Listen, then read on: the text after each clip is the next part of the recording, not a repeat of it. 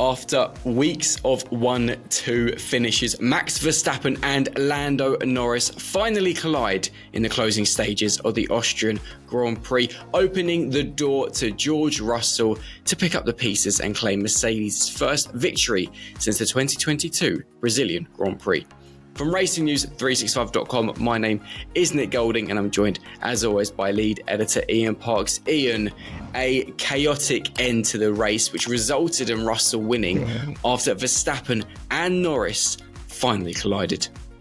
Yeah, quite unbelievable, Nick. Hello, everybody. A warm welcome to our latest update, and what an update this one is going to be, because for all of 51 laps, it looked as if it was going to be another consummate drive to victory for Max Verstappen.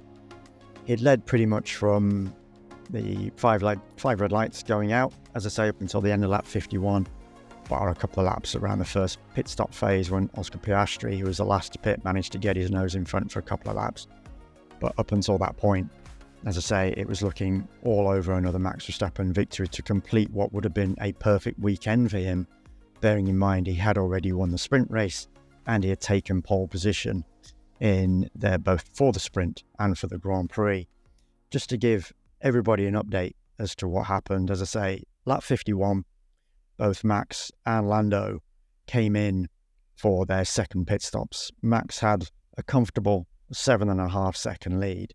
However, it just goes to show, Nick, how things can turn very, very quickly, because he had a slow stop, the problem with the left rear, and that 7.5 second lead was whittled down to barely more than 50 to 60 metres as they pretty much both came out of the pit exit. And that basically then, with Max on a used set of mediums, Lando was on a new set of mediums, so a slight tyre advantage. And Lando managed to close, and then on lap 55, he had the first look into turn 3. It was a little bit too far back, but at least then he was putting pressure on. He was within DRS range. And then lap 59, he made his first attempt. Went down the inside into turn 3, which is the uphill, sharp right-hander, and locked up, went off the track. Bizarrely for me, blamed Max for that one, but as Max's race engineer Gianpiero Lambiase pointed out, how on earth could Max Verstappen be at fault for that, bearing in mind it was Lando that had gone off track. As he'd taken the lead, he'd still managed to take the lead, Lando, but of course he'd gone off track in doing so, and he had to allow Max through to reclaim the lead. Took him another couple of laps to have a look at lap 61, again at turn 3, then another nibble at turn 4, and then lap 63, and on lap 63, he had another look again and the inside of Max. This time, it pushed Max wide and off the track. And then, of course, they tussled again in the big one, lap 64. And this is where they finally came together. So it had been brewing all those laps from start of lap 52 when they made their pit stops. And then finally, Max, for me, came across going into turn 3 again. And of course, in coming across, it led to a collision with his left rear tyre against the front right of Lando's McLaren. Instant puncture for Max. Immediate delamination of that left rear. And initially, I thought what had happened coming out of turn 3 was it was obvious Max's puncture at the left rear. I thought as well that Lando's puncture was to the front right, where the collision was. It actually turned out that Lando's puncture was at the right rear. And from looking at it, on the rundown out of turn 3 into turn 4, Max was, despite this puncture, doing all his best to defend and stop Lando coming past him. It pushed Lando off track and onto the grassy area, the rough grass, as I say, on this run down to turn 4. And it looks like that's where he collected his puncture. They both made it back to the pits. Max managed to pit, take on a fresh set of tyres and go again. But Lando, the damage to his car in trying to get back to the pits was just too severe. that right rear was just too much, couldn't do anything.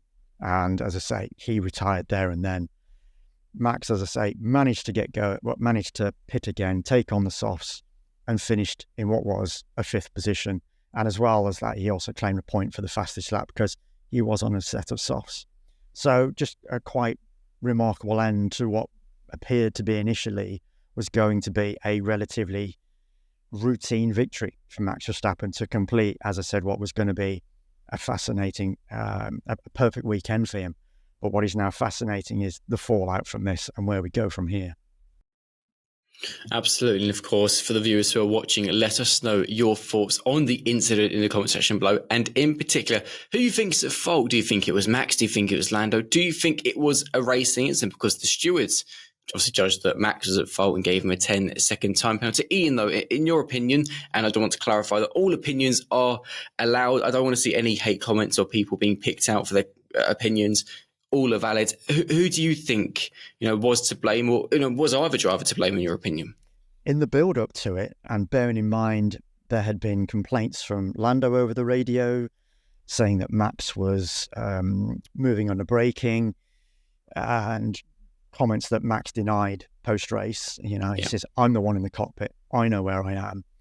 And for me, despite Lando's complaints, there was nothing untoward. For me, that was good, hard racing up until that point. Yeah. Lando was attacking, Max was defending. Yes, there were a couple of off-track moments involving the pair of them, but for me, as I say, it was good, hard racing. But then definitely you look at everything in that build-up to turn 4, and quite clearly Max has come too far across, trying to defend, Lando going around the outside into turn 3. And ultimately, it's led to the collision. And it is, in this instance, causing a collision. If they'd managed to avoid one another, I'm sure the stewards would have just let them get on with it. But on this occasion, because of the defence taken by Max and because it ultimately led to a collision, then yes, I believe the stewards were correct in this occasion, and the 10-second penalty was justified.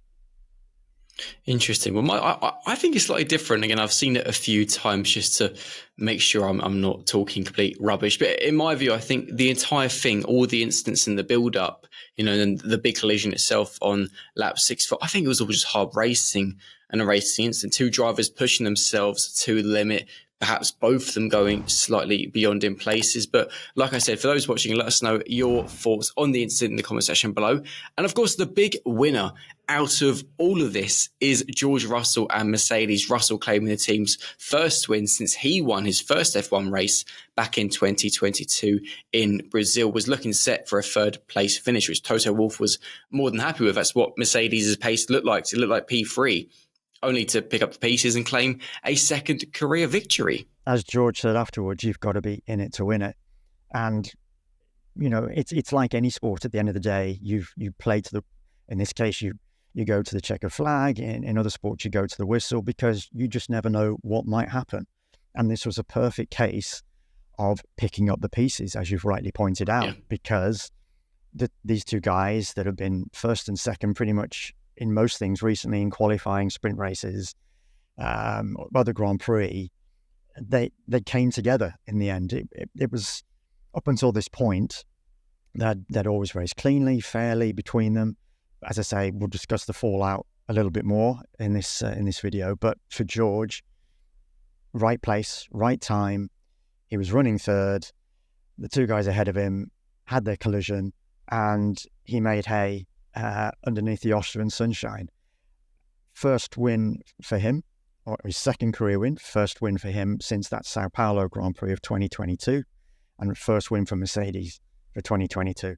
Some celebrations in that Mercedes garage, because this one has been a long time in the waiting. Not so much in the coming, because they've had a real hard time of it as Mercedes. They've made strides this season, not quite enough for an outright pace victory, but they were in the right place at the right time today for George to collect that win.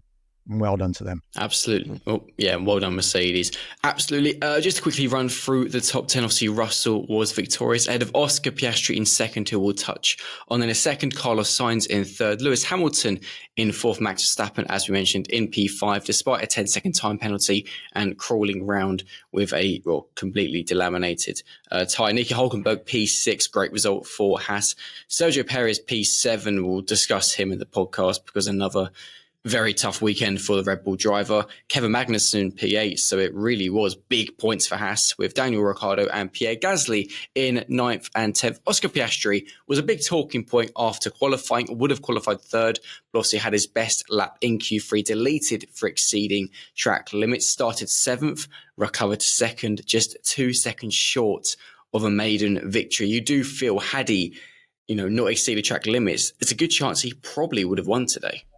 Yeah, it's a case of what might have been for him. But as we know, exceeded track limits at turn 6, but boy, that was a tough call. I have to wonder how the stewards made that judgment, given from everything that we've seen. Even I've seen images today looking at it from the left-hand side of Oscar's car and where his tyres are in relation to this little thin blue line that they've painted across turn 6 to give the stewards a better judgment to assess whether a car or not has breached track limits. And boy, it's fine margins. As I say, I don't know how they've managed to make a call on that one. And they did make it very, very quickly as well, if you remember, in qualifying. So McLaren very unhappy. They tried a protest. It ultimately failed. They made a couple of procedural errors in trying to go through the protest, but the bottom line is you can't protest a steward's decision of that ilk. And so, but nevertheless, they were very, very disappointed. Resulted in Oscar starting 7th.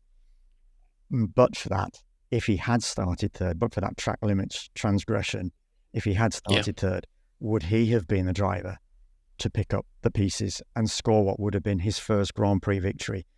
We'll never know. Still a very good second place, though, from 7th. Obviously aided by the fact that Max and Lando, had their collision. And obviously, actually, Oscar summed it up perfectly. It was, what's and ifs? It's nothing more than that ultimately. Let's just go back finally to the big talking point, Lando and Max. We obviously know they're very good friends. They're often seen at dinner together, obviously sim racing or in nightclubs, which probably sounds like quite a lot of fun. It's quite clear these two are going to be fighting for more wins in the future. And obviously, this is the first time that they've really had a massive duel and obviously a collision like this. Do you think this will impact their friendship going forwards, given that actually there was some strong words said after the race? Yeah, Lando was quite punchy, pulled no punches in many respects. Described Max as aggressive, reckless, which is very, very strong. He quite clearly believed that Max was at fault here. When asked whether he was going to have words with Max afterwards, and he basically said, well, that's not for me, fully expecting Max to go to him. Whether there's going to be any apology from Max, certainly there wasn't a public one. And given the way Max was speaking in defense of himself, he wasn't so much having a go at Lando. He didn't do that in the comments that he made, but most definitely he was defending himself, defending his driving, defending the way he believes was the correct way to go about his racing today, saying, look, I know I'm the one in that car. You can all have your opinions looking in from the outside, but I'm the one in that car. I know where I'm braking. Effectively stating I wasn't braking whilst I wasn't moving whilst under braking. So he did say that he will ultimately be speaking with Lando. They are going to be having a conversation about this. And as you've pointed out, they are good friends. They do sim racing together. They do socialise together. Not sure about the nightclubs, Nick, but we'll let them look at that one. I don't think coming out of this that it's going to have any detrimental effect on their friendship. I do think they will have a discussion. I do think they will be sensible about it. I do think they both are mature and experienced enough now to come out of this on the right side. The question is, when they are on track together the next time, and that's most definitely going to be at some stage, arguably very soon this season, bearing in mind they have been, as I mentioned earlier, 1-2 pretty much in everything going on over the past couple of months in the Grand Prix. What's going to be the upshot of that? How are they going to position themselves on track? Who's going to be doing the defending? Who's going to be doing the attacking? Yeah. Because without a shadow of a doubt now, McLaren is in that fight with Red Bull at the front of the field, and these two are most definitely leading the way. So that next incident for me and how they come out of that one is going to be more relevant than how they come out of this one, because I'm pretty sure that the friends they are, they will get on top of this. Well, let's hope they do. Ian, good stuff. And of course, like I said, for those watching, be sure to let us know your thoughts on anything we've spoken about, which was mainly Max and Lando, in the comment section below. Make sure to like this video, subscribe to the racingnews365.com YouTube channel, especially if you want to be included in our latest prize giveaway, and check out the second part of our exclusive documentary into Moto3 sensation Colin Vai, who narrowly missed out on victory actually in the Dutch MotoGP earlier on today. From myself and Ian, this has been the racingnews365.com F1 update. And with that, we will see you later. Bye. Take care, folks.